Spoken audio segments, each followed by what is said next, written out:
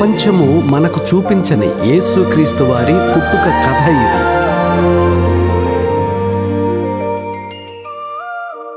యేసుక్రీస్తు జననం అందరి మానవుల పుట్టుకలాగా ఒక సామాన్యమైన పుట్టుక కాదు. ఆయన ఒక ప్రత్యేకమైన సమయంలో పుడతాడని, ఆయన తన ప్రజలను వారి పాపముల నుండి రక్షిస్తాడని ఆది కాండము నుండి మలాకీ గ్రంథముల వరకు ప్రవచన రూపంలో రాయబడింది. క్రీస్తు పూర్వము 6 నుండి 4 సంవత్సరాల మధ్యలో నజరేతు అనే ఒక చిన్న గ్రామంలో గలిలయ అనే ఒక చిన్న ప్రాంతం ఉండేది. ఆ ప్రాంతంలో చాలా కొద్ది మంది మనుషులు ఉండేవాళ్ళు. ఆ ప్రాంతంలో ఎప్పుడూ ప్రార్థన చేస్తూ దేవుని చిత్తము కొరకు ఎదురు చూసేటటువంటి ఒక పరమ పవిత్రురాలైన ఒక స్త్రీని దేవుడు కనుగొన్నాడు.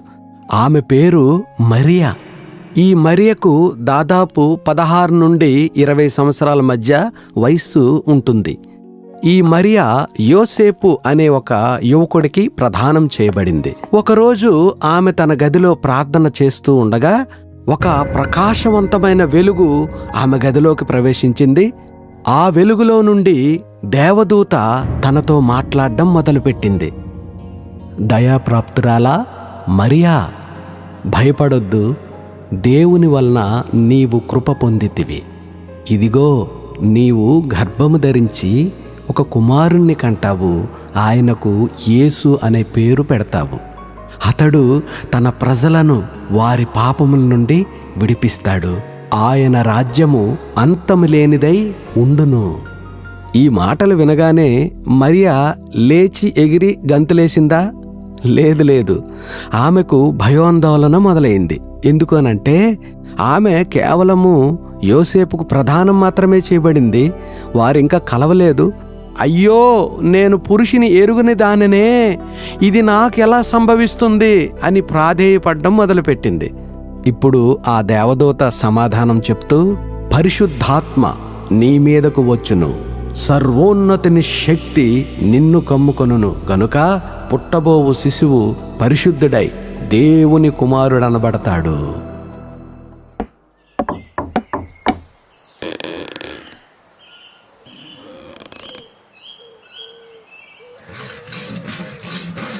యోసేపు ఒక మంచి వడ్రంగి పనివాడు, అలాగే భవనాలు నిర్మించే ఒక మంచి కార్మికుడు కూడా. ఇతడు రోమా ప్రభుత్వంలో అప్పుడే నిర్మాణ దశలో ఉన్నటువంటి ఇల్లులను కడతా ఉండేవాడు. యోసేపుకు మరియ గర్భం దాల్చింది అన్న విషయం తెలిసినాక అతను మదనపడ్డం మొదలుపెట్టాడు. ఎందుకంటే యూదుల ధర్మశాస్త్రము దాన్ని అంగీకరించదు. అయితే యోసేపుకు మరి అంటే ఎంతో ప్రేమ, చాలా ఇష్టపడి ప్రదానం చేసుకున్నాడు. మరి ఈ విషయం తెలిసినాక అతను ఎంతగానో దిగులు పడ్డం, బాధపడ్డం మొదలుపెట్టాడు. అయితే ఒక ఆలోచన చేశాడు. మరియను అందరిలో అవమానించకుండా ఆమెను రహస్యంగా విడిచిపెట్టి వదిలేద్దాం అనుకున్నాడు. అలా అనుకుంటూ నిద్రలోకి జారుకున్నాడు. ఈలోపు అతని ఇంటి చుట్టూ, అలాగే అతని పశువుల శాలలోకి ఒక ప్రకాశవంతమైనటువంటి కాంతి రావడం మొదలుపెట్టింది. దావీదు కుమారుడైన యోసేపు, నీ భార్య అయిన మరియను చేర్చుకొనుటకు నీవు భయపడవద్దు. ఎందుకంటే పుట్టబోయే శిశువు తన ప్రజలను వారి పాపముల నుండి రక్షిస్తాడు. కాబట్టి నీవు ఆయనకు యేసు అను పేరు పెడతావు. అంతేకాదు, ఇదిగో, కన్యక గర్భవతి అయి కుమారుని కనును, ఆయనకు ఇమ్మానుయేలను పేరు పెడతారు అనేటటువంటి ప్రవచనము ఇప్పుడు నెరవేరబోతుంది.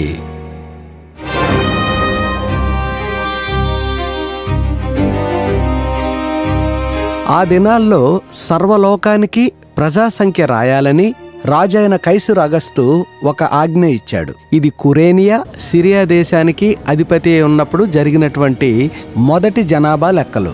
అయితే ఆ సంఖ్యలో రాయబడ్డానికి అక్కడున్నటువంటి ప్రజలందరూ వారు తమ తమ పట్టణాలకు వెళ్ళారు.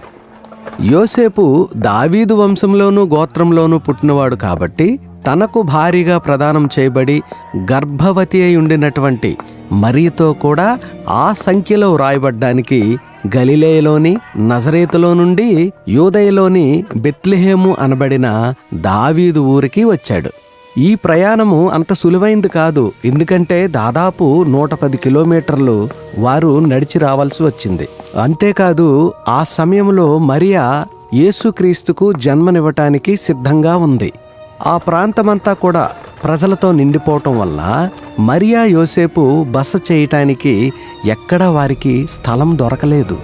అయితే యోసేపు ఆఖరికి ఒక ఇంటి యజమాని తలుపు దగ్గరికి వచ్చి, అయ్యా, ఈ రాత్రికి మీ ఇంట్లో ఏదైనా బస ఉంటే ఇవ్వండి, ఎందుకంటే నా భార్య బిడ్డకు జన్మనివ్వటానికి సిద్ధంగా ఉన్నది అని బ్రతిమాలడం మొదలుపెట్టాడు. కానీ ఆ ఇంటి యజమాని చాలా బాధపడుతూ ఒక మాట అన్నాడు, అయ్యా, నన్ను క్షమించండి, నా ఇల్లు మొత్తము బంధువులతో నిండిపోయింది. అయితే మీకొక అవకాశం ఉంది.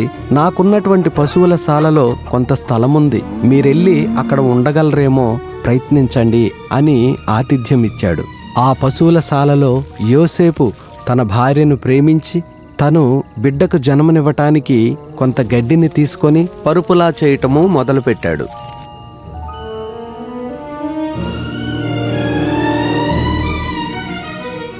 సర్వలోకాలను పరిపాలించబోయే రారాజు రాజభవనంలో జన్మించలేదు, కానీ ఒక పశువుల శాలలో దీనుడుగా జన్మించిన సంఘటన ఇది. మరియా తన కుమారునికి జన్మను ఇచ్చిన తర్వాత ఆ శిశువును పొత్తిగుడ్డలతో చుట్టి తన కౌగిల్లోకి తీసుకొని ముద్దాడింది. ఆ బాలుని ముఖదర్శనం చేసుకున్నటువంటి మరియా యోసేపులు మొదటిగా దేవాది దేవునికి వందనాలు చెల్లించారు. తరువాత తల్లిదండ్రులిద్దరూ ఆయనకు నమస్కరించి ఆరాధించారు. ఎందుకునంటే ప్రపంచాన్ని రక్షించబోయే రారాజు పుట్టాడు కాబట్టి.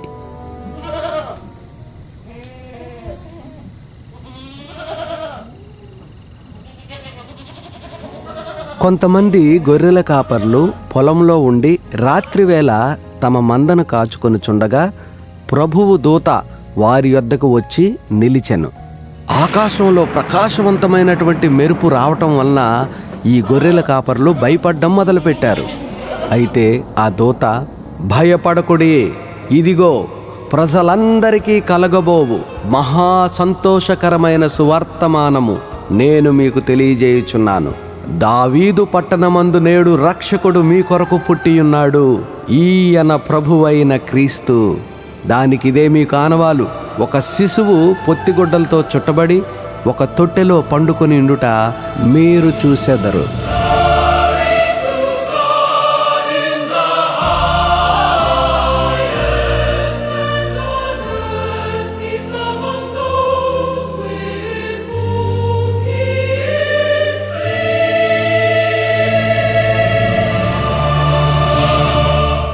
ఆ దేవదూతలు పరలోకానికి వెళ్ళిపోయినాక అక్కడున్నటువంటి గొర్రెల కాపరులు ఈ కార్యాన్ని దేవుడే మనకు తెలియజేశాడు కాబట్టి మనం బెత్లెహేం వరకు వెళ్ళి ఆ యొక్క బాలుణ్ణి చూద్దాం రండి అని చెప్పుకొని బయలుదేరారు. వారు ఆ పశువుల శాల దగ్గరకు వచ్చి తొట్టెలో పరుండి ఉన్నటువంటి క్రీస్తుకి నమస్కారం చేసి ఆరాధించారు.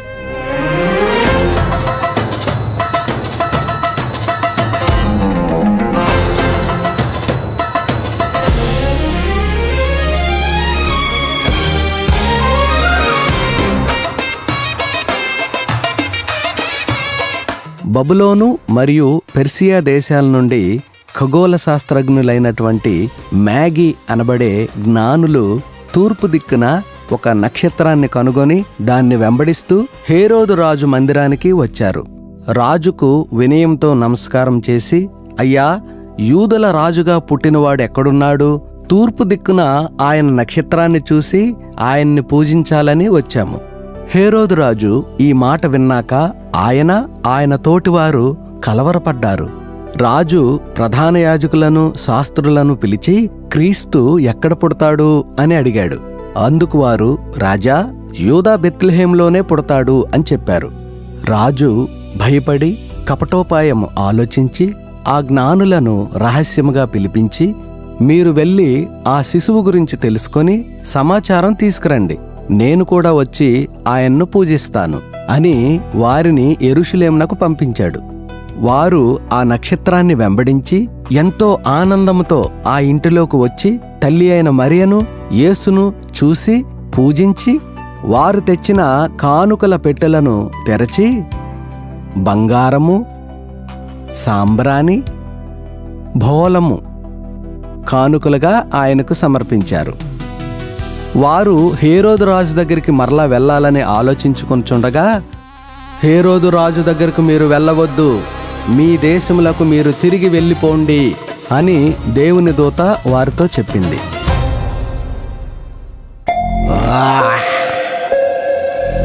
అవమానం, నమ్మక ద్రోహం, మోసం. ఆ తూర్పు దేశపు జ్ఞానులు మోసం చేసి వెళ్ళిపోయారని హేరోదు రాజు తెలుసుకొని చాలా కోపంతో రగిలిపోయి, జ్ఞానుల వలన తెలుసుకున్న కాలాన్ని బట్టి బెత్లెహేము పరిసర ప్రాంతాల్లో ఉన్నటువంటి 2 సంవత్సరాలలోపు పసిపిల్లలందరినీ నిర్దాక్షిణ్యంగా చంపేయండి అని చెప్పాడు. ఆ సమయంలో యోసేపు నిద్రపోతుండగా ప్రభువు దూత అతనికి ప్రత్యక్షమై, యోసేపు, హేరోదు రాజు యేసును చంపాలని చూస్తున్నాడు, కాబట్టి నీవు లేచి మరియను యేసును వెంటబెట్టుకొని ఐగుప్తు దేశానికి వెళ్ళిపో, నేను చెప్పినంత వరకు అక్కడే ఉండు. యోసేపు మరియా ఆ చంటిబిడ్డను తీసుకొని అరణ్యము ద్వారా ఐగుప్తు దేశానికి వచ్చేశారు. రోమా సైన్యము కవాతు చేసింది. 100 మంది సైన్యము యెరూషలేము వీధుల్లో పడి 2 సంవత్సరాల్లోపు పసిపిల్లలందరినీ చంపేయడం మొదలుపెట్టారు. రామాలో అంగలార్పు వినబడెను, ఏడుపు మహారోదన ధ్వని కలిగెను అని ఇర్మియా ద్వారా పలికిన ప్రవచనం ఇలా నెరవేరింది. కొంతకాలం తర్వాత రాజైన హేరోదు చనిపోయాడు. అప్పుడు ప్రభు దూత మరలా యోసేపుకు ప్రత్యక్షమై, నీవు యెరూషలేమునకు తిరిగి వెళ్ళు అని చెప్పింది. కాబట్టి యోసేపు మరియను యేసును వెంటబెట్టుకొని ఇజ్రాయేలు దేశంలోని గలిలయ ప్రాంతంలోని నజరేతు అనే ఊరికి వచ్చి అక్కడ కాపురమున్నాడు.